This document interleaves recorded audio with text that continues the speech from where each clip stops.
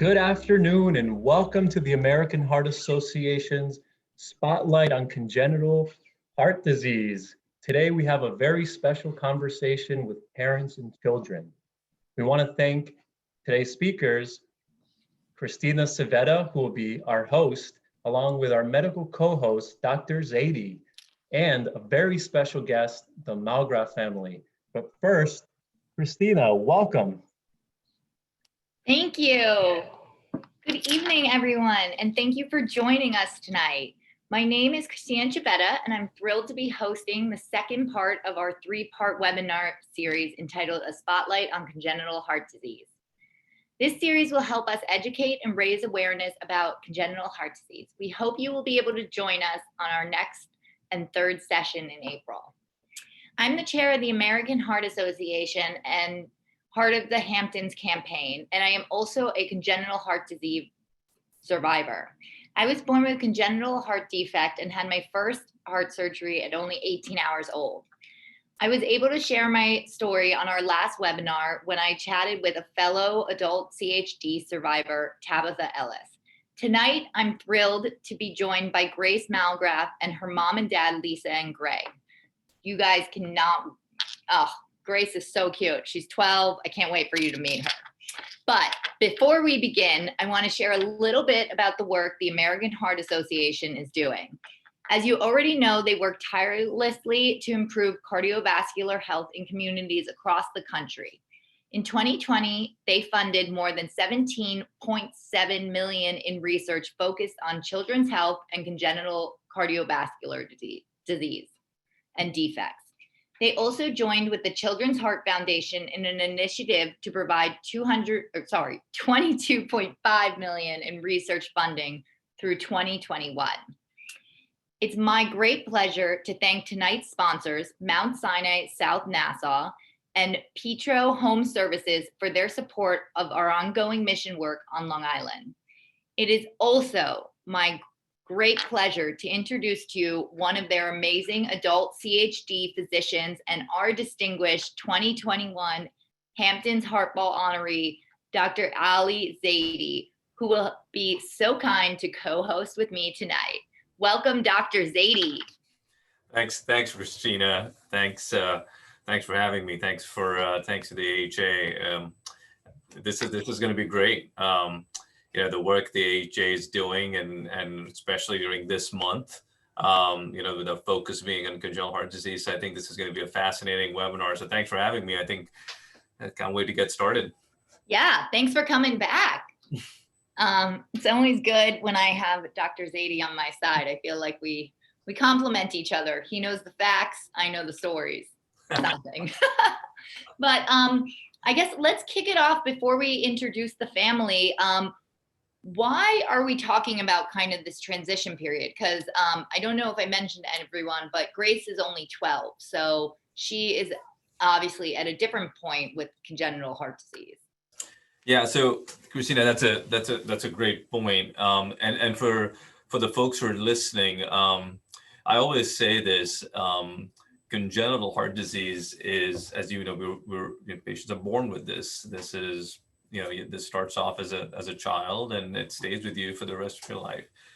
But why is this important is exactly what you just said. Is we're going to speak with the family. We're going to speak with Grace and her parents who are going through this, or will start going through this process maybe over the next few years, of what's called transition. And all that really means is that they are now in a process where they will start thinking maybe in the next 2, 3, 4, 5 years as to what lies ahead in 10 years from now, or 15 years from now, or when Grace is going to be like you, Christina. Right. And I think that is the process of transition, is what's on the other side of the tunnel, so to speak. And I think that's really what transition is. It's trying to learn those nuances. I always say it's a process. It's not a one-stop shop. It's not a one visit. It's a process. And sometimes it takes many years for that to happen. Yeah.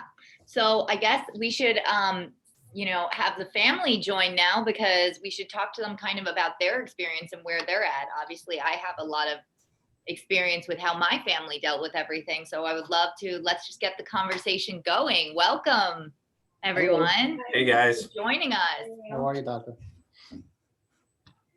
So how's everything been? Tell us about kind of, your experience, how you found out, how it's been kind of those first few years where you were. So Grace is a twin. She has a twin sister, Abby. I found out about her heart condition at about 21, 22 weeks when I had an anatomy scan, which is a normal test nowadays. They saw something a little off with baby A's heart and sent me to the city to confirm that she indeed had hypoplastic left heart syndrome. So from there, we did our research. We met with a couple of different doctors at different hospitals, surgeons, cardiologists, and we ended up at Columbia, Morgan Stanley Children's Hospital, where she still goes twice a year. She had all 3, really 4 surgeries though, because one of them had to be revised. Her first surgery was at 7 days. Her revision was at about a month and a half. Her second step surgery was at 3-4 months. And the last one was right before she turned 3. And we've been, knock on wood, surgery free since. That's awesome. Yeah. Grace, how do you feel? I feel good. Normal. Yeah. Yeah. Do you remember anything or just the stories? No, just stories. Wait, and what's it like being a twin? I like it. Yeah. Sometimes. Yeah. And you have a big sister too, right? Mhm. So did you ever feel like different, or how was it for you guys, like raising, 3 kids and one had a heart defect? I'm the same. I'm one of 3. I was the baby, so Right. I'm a little more spoiled. So at first, obviously, it was challenging because she was a twin. I had another newborn who went home, 3 days later, and she stayed behind in the hospital. But thankfully, I come from a large family. My husband's family was there. We had friends that helped and chipped in. So we made it work. It was challenging, but nothing that we, obviously we got through it. We made it work. And fortunately, other than the 4 open heart surgeries, she's been very lucky and healthy. Besides that, so during that time, especially when she's younger, like Lisa said, I think it's important to have a lot of support, which we did. But she's been fantastic since, and I think you feel great, right? Mhm. We love your shirt. Yeah, I was gonna say that. Grace, can you show us the hearts on there? That is so cool. Thank you. That is awesome. that is very And cool. the red hair. Dr. Zaidi, did you see that? That I now I do. That is awesome. That is absolutely awesome. I'm wearing pink. I feel like Yeah. I need to step it up with my red today. Can I jump in for Christina just for Yeah, a sec? Just so listen, Grace, this is awesome that you're doing this. I mean, I gotta give you props to come on to all this sort of all the big guys that are sitting around a Zoom thing and talking about the heart. I think so awesome that you're doing this, and I really want you to know that what you're doing and your voice going out is not just for us, but it is really for a lot of other kids out there like yourself. So they want to see you, they want to see what you're doing, and what that means. And for Christina, because guess what? I don't want to say so many years, but in the future, you're going to become like Christina. You're going to be on the other side of the fence where you might be hosting this in a few years. All right. So Grace, tell me, first question is for you. I just want to know, when you think about, when people say you have a heart problem or things, how do you feel? I mean, you go around, you go to school, you play. I know the pandemic has done things. Tell me about your life. Well, how do you feel? I feel normal like everyone else. There you go. Treats me the same nowadays. Yeah. Ice cream still tastes the same, right? Yeah. There you go. That's cool. So tell us a little bit more about yourself. So school's happening, is that right? Or I guess it's hybrid school's happening? I'm online this week. It's kind of like back and forth. Yeah. Back and forth. What about sports? You like sports? Yeah. What do you like to play? I play golf and sometimes soccer and basketball. Wow. Wow, that is cool. Which one is your favorite? Probably golf. So that's an important thing again, right? So as we were talking about this, and I think this is the important point more for mom and dad too, is that yeah, kids have congenital heart disease, and yep, kids go through surgery, but life goes on, right? I mean, you go to school, you have ice cream, you play golf. So I'm going to bring this back to Cristina, because what I want to hear from Cristina is that, Cristina, take yourself back to when you were Grace's age and tell them about how your journey was through teenage years and going, how when you were growing up, like what was that process like? Well, I mean, for me as a baby, unfortunately, I had to have one of my surgeries because unfortunately I was born a little bit before you. So technology was not in the same place. So I had to have one of my surgeries out at the Mayo Clinic. So for my family, I think it impacted my older siblings more because they didn't have my mom around for 3 months because I lived out in Minnesota. So I think that always made it a little different. Plus I was the only girl, so everyone was a little more fragile around me. But Grace's age, I was at Convent of the Sacred Heart. I had the best friends that I still have today. Everyone made sure I really felt the same. My biggest thing was I had a lot of scars. And as a teenager, you notice that as a girl changing in the locker room. But I decided that they were cool warrior wounds. So I've carried it through. And I was like, oh, well, I have this cool scar and you don't have a cool scar.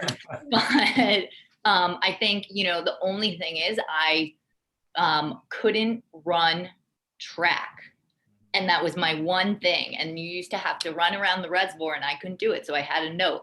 Aside from that, I felt like every other kid. And honestly, I thank my parents for always pushing me and the school to be like, she is totally like every other girl in this class. So don't treat her differently, And I think that has resonated on how I've pursued everything in life. And I think it's such a great thing that you guys are doing that also with Grace, because, then you'll carry that through too. Yeah, that's been one of the things we've had to learn. So I coached Grace playing soccer growing up. And the minute you see her slow down or take a deep breath, you immediately think the worst, which is probably the worst thing you can do. And we've learned that, and her cardiologist has told us that as well, that it's important to keep pushing her. And when she gets tired, she'll stop. And Right. That's the way you have to treat it. Sometimes we just need water breaks. Yeah. Right. That's right. So that's important, right? I mean, so what Cristina just explained is sort of what I think Grace and mom and dad, I think you guys are sort of are either going through that or will go through that over the next, 5 or 10 years. So here's a question for mom and dad. I mean, so go back 10 years or 11 years, and she was younger, she was growing up, and where you are now, and now think forward and say, well, how do you think this process will evolve over the next 10 years for you as parents, as she gets through teenage years and then maybe young adulthood? Have you thought about that as to what lies ahead? Because Cristina lies ahead, right? That she's on the other side of the fence. So tell me your thoughts, how you feel about that over what lies ahead? What thoughts go through your head? I'll start. So I think the biggest thing for me is that when you have somebody who's a baby or young, who is not good at communicating about how they feel, you always have this constant worry about, could there be something wrong that you don't know about, that she may not be able to let us know if she doesn't feel right. Now that she's older and can tell us when she doesn't feel well, it's a lot easier to handle the current situation. As far as going forward, obviously we hope that there will be advancements that will be able to help her as she gets older. Her condition is something that, as of right now, is not impacting her whatsoever. But down the road, who knows? So that's something that we're hopeful for. And the last thing I'll say is that we know plenty of people in their 30s and 40s now who have the same condition, which 30 years ago that wasn't the case. So that's something that is very encouraging as well. Yeah, I mean, I would say the same thing. It was a little scarier when she was a baby because it was such an unknown. Now that we have 12 years under our belt, to say, and she can communicate with us, and now she's learning what to do, what not to do. She had her checkup yesterday, and now she has a conversation with her cardiologist, whereas it used to be, well, it looks like, maybe this is going on. Now she can talk to them. And I think as she gets older, that'll be key. And also, like Greg said, with advances in technology, I think that's in her favor. So I honestly try not to think too far out in the future, just because there's nothing we can do anyway. So. Yeah.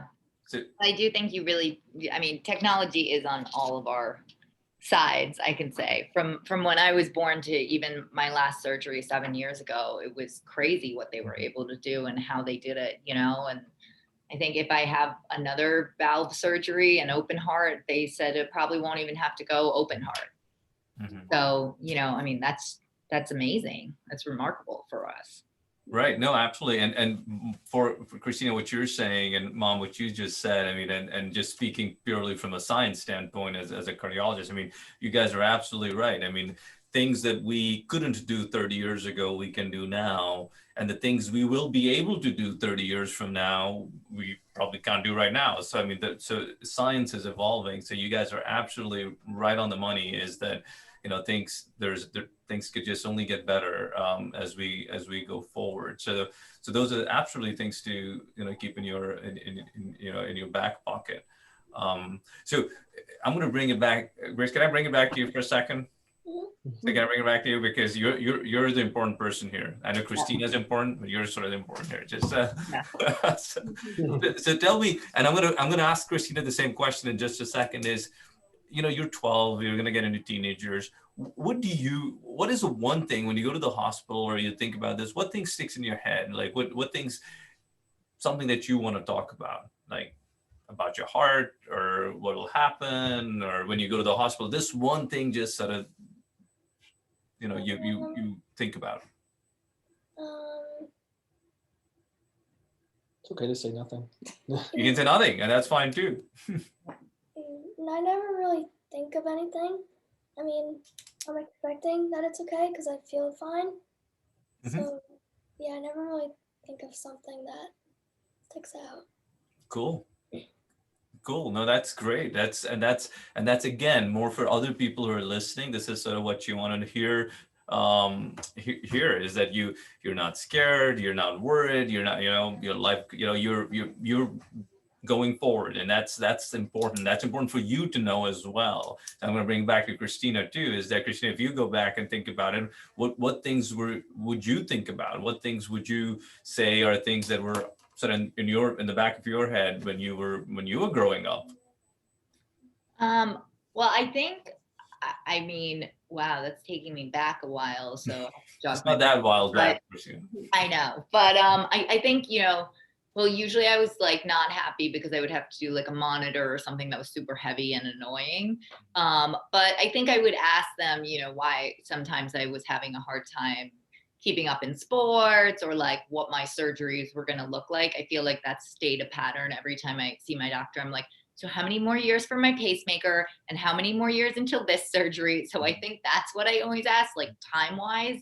But I think it's all about how you're feeling, and I feel amazing. And so they haven't given me a time for my surgery.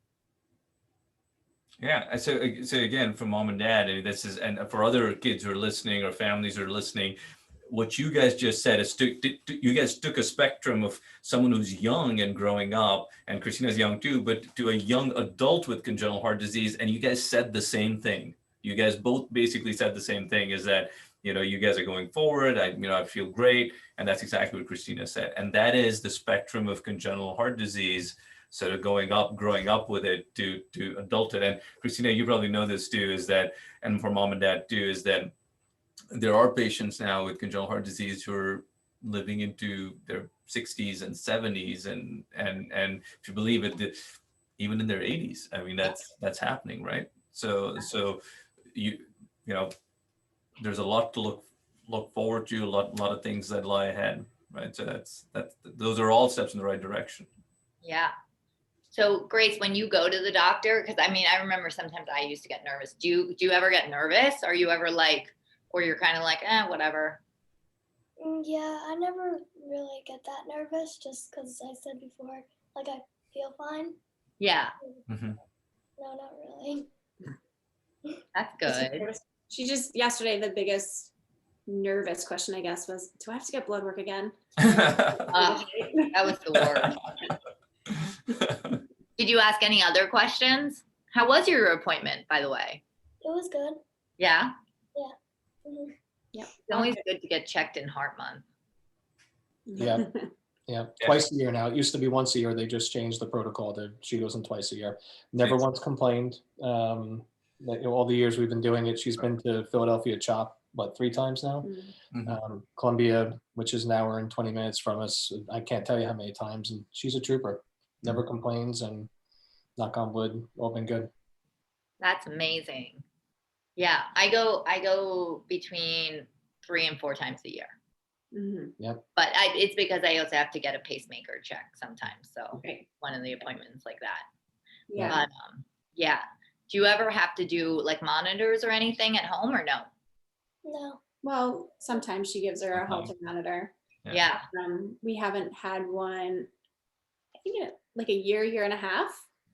Oh, well, the cool thing is now they're like Now they're tiny. sticker. Yeah. I just wore one for a month. It was, my mom like basically cried when she saw it because she remembers I used to like kick in the office when they were trying to put all the leads on me and carry the bag. And I think that was for me as a teenager, the most annoying things were doing that was the times I felt different from people. Yeah. No. She does have to go back and get an MRI, and they do stress tests like once every 4 years. Oh yeah. We're coming up on our 4th year, so she has to do that this summer. Well, you do so many sports, so you're good. Hey, Grace, can I jump in and ask you another question? I know I'm sort of keep asking you questions, so you can tell me to like, hey, dude, shut up, man. It's like, I'm done now. You're talking too much. But listen, I want to know from you. It's like I know you're still 12. It's like, do you know what you want to do when you grow up? Have you thought about, what sort of job you want? You want to go to school? You want to be, I don't know, whatever you want. Have you thought about that? Has that thought come in your head? Yeah. I might want to be a doctor too. I'm not really sure. Nice. I like decorating and designing stuff, so maybe like an interior designer or something like that. I missed that last word. You like decorating and what? I like decorating and like designing, so maybe like an interior designer or something. Oh wow. But Like it. Yeah, that's pretty. Doctors are like interior designers too, sort of. Exactly. Yeah. Sort of. So that is pretty cool. So that's great, right? You're thinking about what you want to do. So I'm going to bring that question to Cristina too. That, well, Cristina, tell us. I mean, when you were young, when did you start thinking about what you want to do? What do you want to, schooling, or so that Grace knows about how does this process work? Yeah, well, I mean, I grew up with my dad. My parents had a restaurant on the Upper East Side, and I used to go in after school and be like, I'm going to seat everyone at their table. And my dad was like, oh my God, like child. So I think from a young age, I was like, I know I'm going to work in hospitality.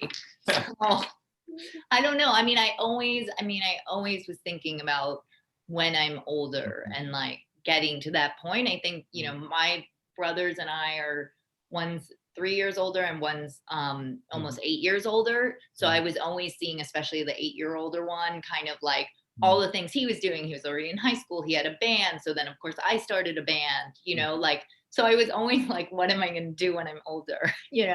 Which I do credit, you guys and my parents for just always being like, great, like dream big and like, let's do it. And never like, oh, you shouldn't try that, Right. Never handicapping. Yeah.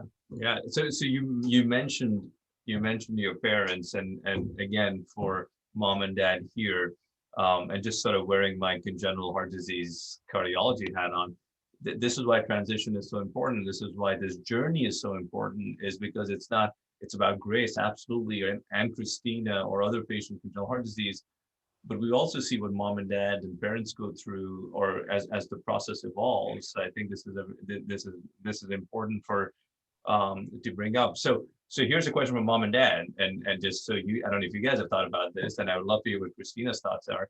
That where do you think 10 years from now, or 15 years from now, or 20 years from now, when is it that mom and dad are going to take a backseat, and it's really going to be Grace who's going to be running the show? Because right now Christina's running the show, and this is something that is not for Grace. This is for mom and dad. You know, this is this is a tough question, but it is just making you think. So if I know my husband, never. No, I mean, I guess we'll let her kind of dictate that when she's comfortable, but I would assume, you know, when she's out of college and comfortable and be able, you know, out living on her own, kind of, you know, obviously if she ever wants us there, we'll always be there, but I mean, it's not something I've thought about, but eventually I guess we'll have to let her do it on her own. And we'll be sitting there by the phone waiting for the update. Yeah. Christina, how did your parents go through this? My parents, so they've been with me through every single surgery. They now said they only are comfortable not living in the same state as me since I'm married.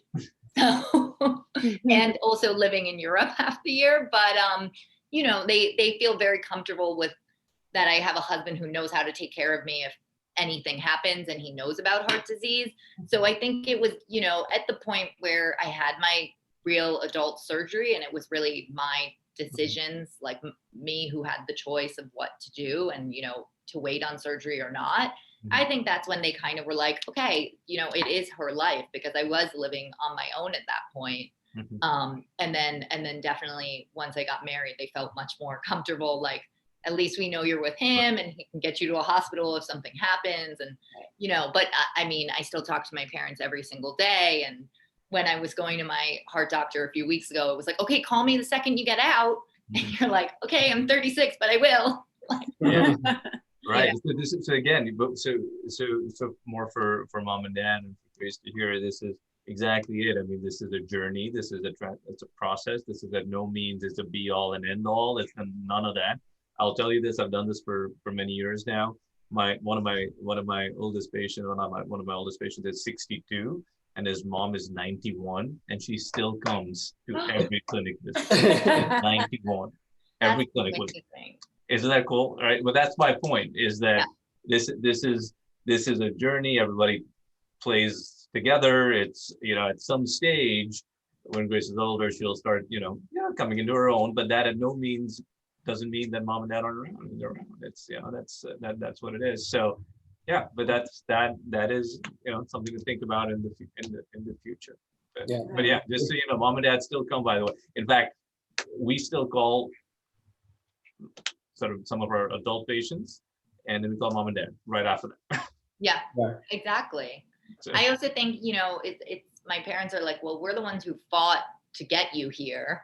So like, we're still involved, Absolutely. So Absolutely. And it makes sense, and also my mom honestly knows all my history better than me, because, Grace, you and I were babies. We had, we didn't know what any of these terms meant. Yeah, there's a process of as and this is not so for any one particular person, but and more for mom and dad or other families that are listening, is that a part of our job as cardiologists is to empower patients, to allow them to sort of be their person and sort of make their decisions, and we help them get to that process. So so that will eventually happen. I mean, that will take time.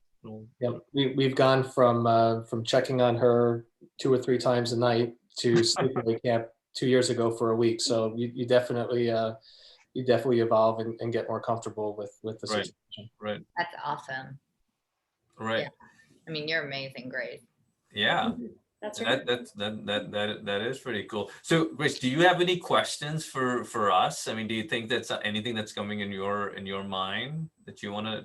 I don't know if you wrote about any questions before. I say I want to ask this question. She still gets nervous. Right? What did you want to ask? You kind of wrote a couple of little things down, but I think you might have touched on a lot of them. No, go for it. Go for it. It's I don't know how much more time we have, but keep ask questions. Okay. For you, like, about what age? Super. About what age do you usually like leave your pediatric cardiologist and like go to like an adult one? At what age? Yeah, like about. At what age? So that's a great question. So there's really sort of no sort of line in the sand. What we usually say is when patients are sort of getting into that sort of 18 or more age group, or certainly 21 and more, you're sort of in that. Then that's the time when sort of what we call sort of transfer of care should start happening. So mom and dad, just so you know, there's a difference that I always point this out. There's a difference between transition of care and transfer of care. Transition is the process that you guys are starting as a young child to adolescence or older and so on. Transfer is when she becomes, or any child becomes, let's say 18 or 21, or whatever the age is. And that's when an adult congenital cardiologist comes into play. That's when the transfer sort of happens from a pediatric cardiologist to an adult congenital cardiologist. Two different things, transition and transfer. Does that make sense, mom and dad? Yeah. So does that make sense, Chris? Yeah. Yeah. So I think you're stuck with your pediatric cardiologist, who I'm sure is awesome, for a few more years. Is that okay? Yeah. Okay. Yep. Do you have any other questions? You don't have to. Did you want to ask? Kevin? Well, if mom and dad have questions, that's cool too. So I'm assuming as you transfer, Mhm. visits are the same, or do things get different? So that's a good. Restrictions, Yeah. or anything like that. So I'm gonna let Cristina answer that in just a second too, because I want to hear her perspective. But from a cardiology standpoint, I'll just tell you one of the things I will tell you guys, and for anybody who's listening across the country or wherever, is that one of the things I always say is that adult congenital heart disease is a subspecialty. It's a subspecialty where there are not a lot of ACHD physicians out there. Unfortunately, there's just not enough people who are trained and certified and so on and so forth. So there are few. But my advice to all patients, young patients as they're getting, and more for mom and dad, is that find, as you get to that stage where you find, when the process of transfer is happening, find a good physician, a good ACHD physician, adult congenital heart disease physician, who's either certified and trained, and that you want to do all the right things and do all the due diligence. Once that happens, it's really no different. It's really no different. It's going to be once a year or twice a year based on what's happening, and sort of go from there. So yeah, it doesn't change. What changes, quite honestly, is just the face per se. So yeah, so great. Sorry, you're going to end up with someone as old as me with a gray beard, but may not happen always. But so Cristina, I don't know if you want to add to that. I mean, did you feel a major change?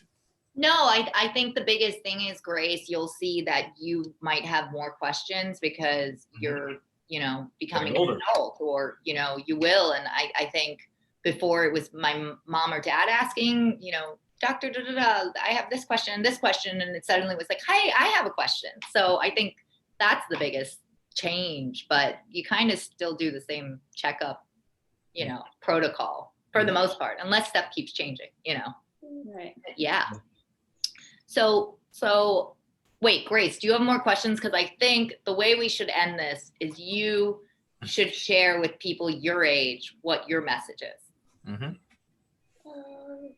You have any more questions? Right? I'm not trying to put you on the spot. I just think, like, I only share my message, but I want you to share yours because you're our special guest and hero. So if you have any other questions first, we're good with that too. So Grace, think of it this way. If you have a friend with congenital heart disease, or somebody who you might know, and you hear everything Cristina said, that, Cristina, look what she's doing. She has a great life. What would you tell a friend? Just like, I guess, don't worry. Like, the doctors are professionals and like they know what they're doing. So Mhm. just, yeah, don't be afraid. Right. Yes. Yeah. I love that. Don't be afraid. It's true. Don't be afraid. That's it. Just, rock on. That's what I tell my patients, rock on. This is sky's the limit. All right. And ice cream still tastes the same. I always say that. Right? Yeah. Mhm. So rock on. That's awesome. Thank you guys so much for joining us tonight and Thank sharing you. your For having us. story and being here. And Grace, please keep in touch. Any questions you ever have down the road, Mhm. Dr. Zaidi and I are always around. Thank you. He's very busy, but Yeah. Thanks for coming on, guys. I mean, as I said, this was very conversational. yeah. It was just talking. And Grace, thank you so much. Really appreciate it. And Christina, to you as well. I mean, you don't give yourself enough credit. You do a fantastic job in sharing your stories. So thank you for doing that. Thank you. And thank you, Mom and Dad, for being Yeah. awesome with Grace, because you guys are the ones who get us there. You're going to get Grace to be me. Thank you for everything you guys are doing too. Obviously, that's the important thing. So thank you for everything that you guys do. Thank you. All right, everyone, have a great night. Thank you so much. On behalf of the American Heart Association, we really just want to thank our special guest speakers, Cristina, Dr. Zaidi, and of course, the Mallgraf family. With a special thank you to Grace, today's survivor. We want to remind everyone to please save the date. The Hamptons Heart Ball will be on June 26th of this year. On behalf of all of us at the American Heart Association and all of our volunteers, we wish you health and happiness. Have a great night, everybody. Take care.